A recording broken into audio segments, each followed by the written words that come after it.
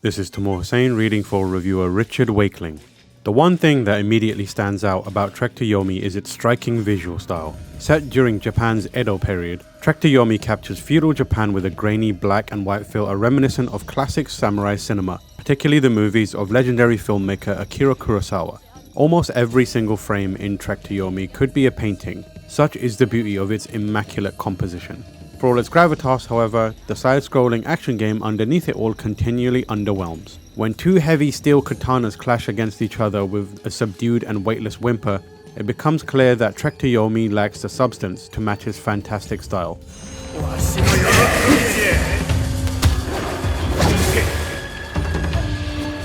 Most of your time in Trek to Yomi is spent cutting down enemies with protagonist Hiroki's deadly katana. Combat adopts a familiar structure as you utilize light and heavy attacks, parries, dodge rolls, and ammo-limited range weapons like a bow and shurikens to carve through enemy encounters. Stamina governs how often you can block and attack before becoming winded and leaving yourself open to attack. But both health and stamina can be upgraded by exploring and finding pickups off the beaten path. You'll also unlock new combos as you progress, including one that lets you swing backwards. Useful for dealing with enemies who emerge from behind, and another that leads with a heavy attack before transitioning into a combination of lightning-fast strikes. You'll feel appropriately deadly, able to cut down most enemies with a couple of sword swings, but this does mean combat is a cakewalk for the most part. Armored enemies aren't quite as easy to kill, since they're able to sustain more damage and generally have more elaborate combos, and enemy types like those wielding spears force you to close the distance before you can strike a killing blow. The problem with Trek to Yomi's combat is that dispatching these foes rarely ever feels satisfying. There's a lack of fluidity when transitioning between different actions, and the animations are stuttery and stilted, lending everything a sense of weightlessness that's at odds with the game's cinematography. Parries are decidedly underwhelming too, and enemies tend to attack one at a time, even when they have you surrounded, eliminating much need in even using the mechanic. It all results in combat taking on a formulaic rhythm as you simply parry, attack, and then repeat, regardless of which enemy type you're confronted with.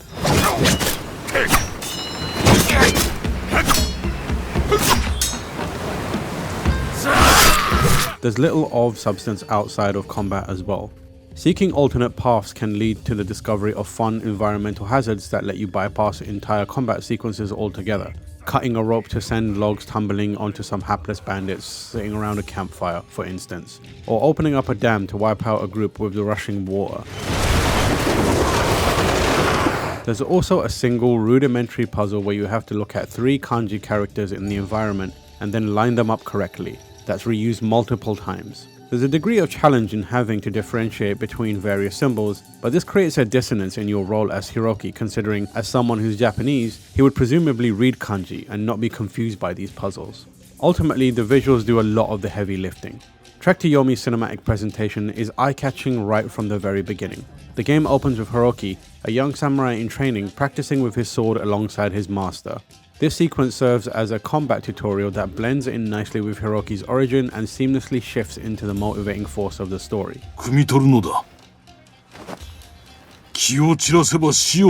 Things suddenly go awry when your master is summoned to protect the village from an invading force of bandits. So he charges off, spear in hand, and tells you to stay put. That obviously doesn't happen, as Hiroki quickly leaves the dojo in search of his master. And it's here that Trek to Yomi's arresting visual style reveals itself in both subtle and spectacular ways.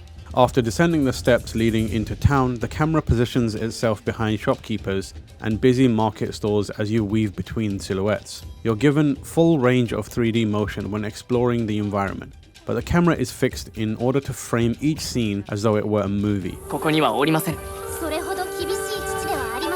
The lens sits in tight as you move through the village and past its many denizens, before panning out once Hiroki emerges through the main gate, letting you soak in the vast rice fields and mountains rising in the distance, fluidly transitioning from the intimacy of the village to the grand scale of the outside world. As you confront the violent bandits bearing down on your home, Trek to Yomi moves to a 2D plane to present its side-scrolling combat. It's an effective perspective switch that results in numerous instances where you face off with lone warriors against scenic backdrops, further latching onto that cinematic feeling. Kurosawa's inspiration isn't just confined to a shallow black and white filter either.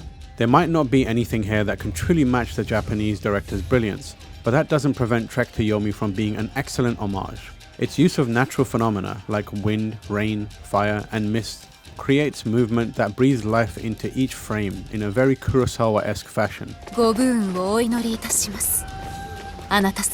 Occasionally, the camera will even move through a scene as though the director himself was behind the lens, effortlessly flowing from a wide-angle shot to a close-up and then back again in one fluid motion. Because it was built from the ground up as a black and white game, Trek to Yomi's image really pops well. There's a clear understanding of contrast, shadows, and the clash between light and dark tones that prevent each frame from looking as flat as they would if a basic filter was simply applied. While Kurosawa's films are often slow-paced and methodical, Trek to Yomi is anything but, which is one of the many areas in which its story and characters veer away from the stylings of the influential filmmaker. Hiroki's master is eventually slain by the roving bandits attacking his village, so the young samurai makes a vow to protect his home and those he loves against any future threats. Later on, once Hiroki has grown into a hardened samurai, the village once again erupts in violence, sending Hiroki on a tale of revenge as he confronts his own guilt at failing to uphold the vow he made to his dying master.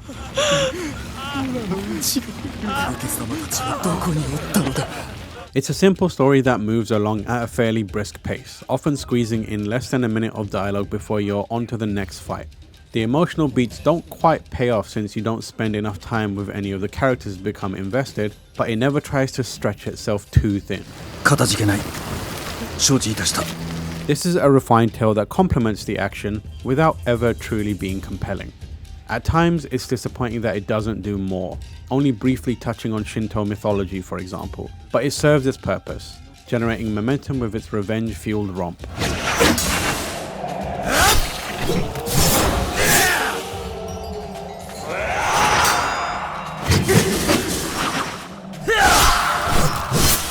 The faults of its gameplay are especially disappointing given that Trek to Yomi is such a gorgeous and spellbinding game to look at. Its visuals are evocative of classic samurai cinema in a way that few other games have managed successfully. It captures the look and feel of Kurosawa's masterpieces with aplomb. It's easy to recommend if you have an Xbox Game Pass subscription, if only to marvel at each meticulously crafted frame. If only the game beneath it all wasn't such an unfortunate letdown.